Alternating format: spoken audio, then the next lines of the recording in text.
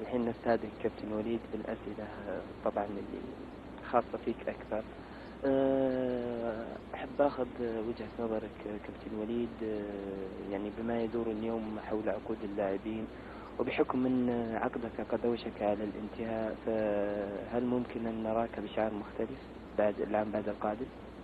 والله شوف، الشيء هذا مرتبط في إدارة الشباب، مرتبط في يعني ايش شايفين في وليد عبد الله، وش يقدم لهم في يعني في الفترة هذه، في الفترة الجاية.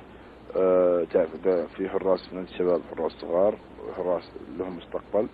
هم لما يشوفون وليد ايش بيقدمون لهم، ان شاء الله انا من ابناء الشباب، وان شاء الله ان الشيء هذا ما راح نختلف عليه. استاذ خالد البلطان صراحة يعني مقرب للعيبة، متفهم الشيء هذا.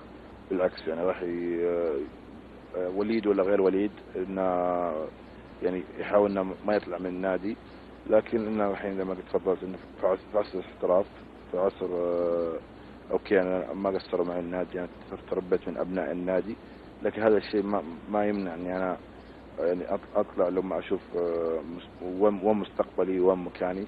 لكن انا قلت اداره شباب صدقني، يعني لو لقوا وليد انه راح يخدم الفريق اكثر، وراح يساعد الفريق اكثر، صدقني ما راح يعني راح يعطوني يعني شيء اللي انا اطمح له. طيب كابتن وليد، لو كنت الحكم، هل تقيم مستواك بأنك لا زلت الأبرز والأفضل في حراس في الدوري السعودي؟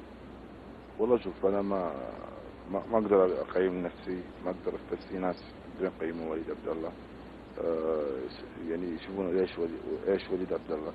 لكن الحمد لله يعني الحاجات اللي أنا سويتها، والحاجات اللي أنا قاعد أطمح لها، والحاجات اللي أنا أبغى أسويها إن شاء الله في المستقبل،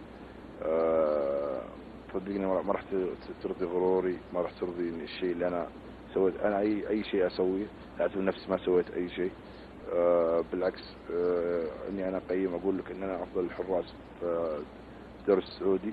ممكن اكون غير منصف للاخرين، لكن بالعكس في حراس في السعوديه، حراس لهم اساميهم، لهم باعهم في المنتخب في انديتهم. لكن وليد عبد الله الحمد لله يعني ضمن اي حارس عنده طموح انه يمثل اول شيء بلده، ويشرف بلده خير تشريف.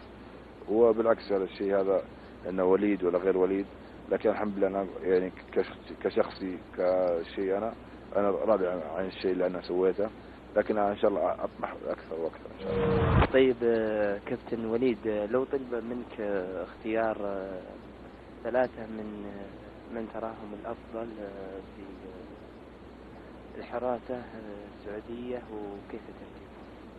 والله شوف، في ناس يعني يمكن لما تنظر تقول كتاريخ كإنجازات، يمكن الأبرز الحين يعتبر إنهم الناس إنه هو الكبير فينا، كبير سبحان الله تعالى، يعني اللي هو مبروك زايد. ويعني هذا اللي الحين الناس إنه نقول له كبير، بالعكس مبروك يمكن 31 مدري 32 ما يعتبر كبير، لكن عددهم لك بالترتيب لا، لكن صدقني يعني في ناس يستاهلون يعني يمسكون في المنتخب، يستاهلون. يعني انا قلت من اول انا عندي طموح الحمد لله اني انا امثل بلدي اكثر تمثيل، لكن لو قلت لي بالعكس الشيء هذا انا بكون اناني فيه، بقول لك وليد عبد الله، عبد الله العنزي، في عندك مبروك زايد وحسين شعان، بقول لك 5 اسامي وحسن عتيبي، بس اني ارتبهم لك لا، بالعكس هذول الابرز اللي يستاهلون ان يروحوا المنتخب.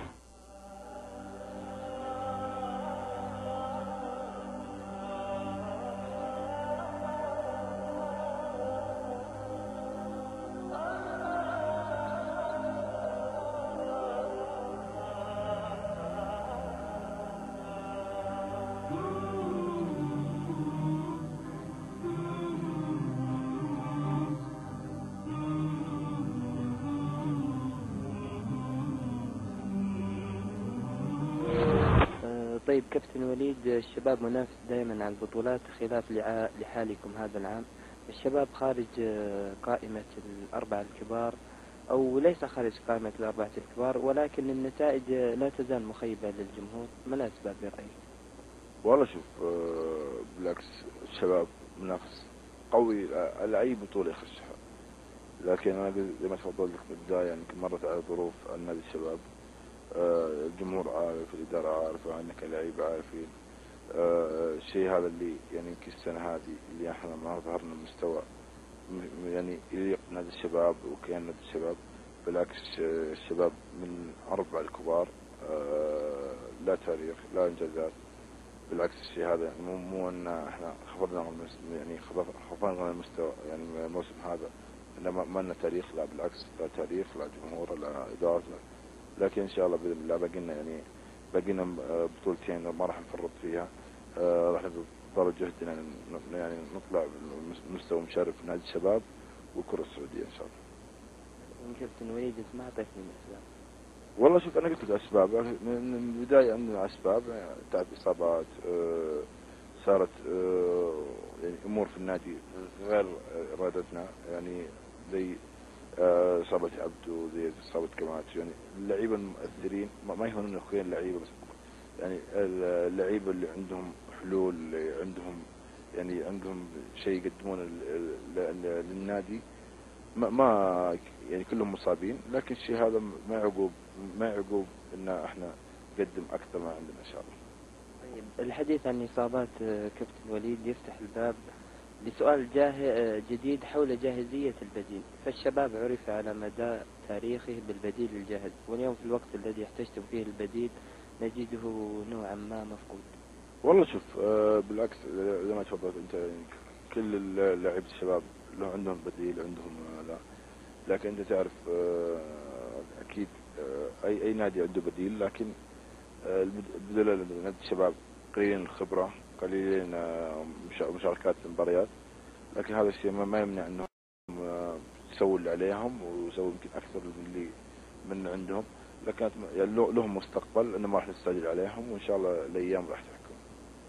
طيب كابتن وليد، يعني بما عرف أن نادي الشباب النادي المثالي أو النموذجي الذي يتصدر اسمه عناوين الصحف هذا الموسم، خلافات بين اللاعبين والإدارة، أيضا تصاريح نارية وعلاقات مضطربة مع الأندية، ألا ترى بأن التعامل الإداري في الشباب بات يفتقر الحرفية المعهودة عنه، وهو ما أسهم في تدني المستوى؟ لا بالعكس، الإدارة أنا ما أحمل أي واحد من الإدارة أي بيت تصير فيه مشاكل، أي بيت يصير فيه خلافات.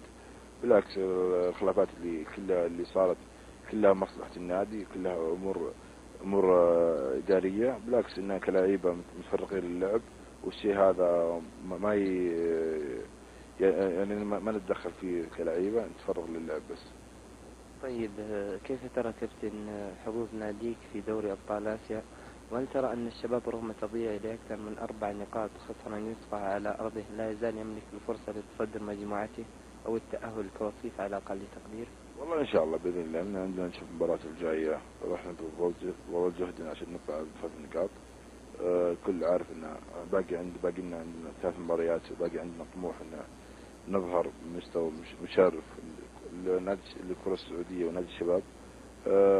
بإذن الله أن قادرين نصدر مجموعتنا. لو الله ما كتب أن نصدر مجموعتنا نتأهل ثاني، صدقني راح نتأهل، لكن يعني بكتاف الجميع إن شاء الله راح نتأهل.